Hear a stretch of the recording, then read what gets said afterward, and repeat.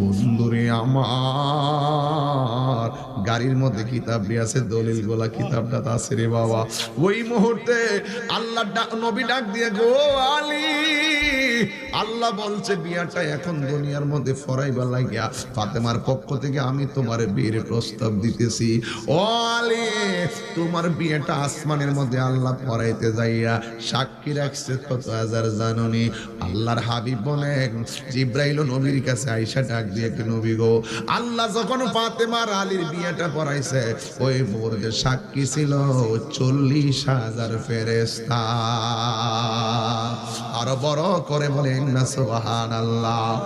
ওই সময় বিয়াটা পড়াইয়া আমার আল্লাহ তওবা নামক গাছটারে আদেশ করছে, ও তওবা নামক গাছ, তোর গাছের পাতায় পাতায় ইয়াকুত পাথর আর মণিমুক্তার পাথরের একটা জলকানি মার।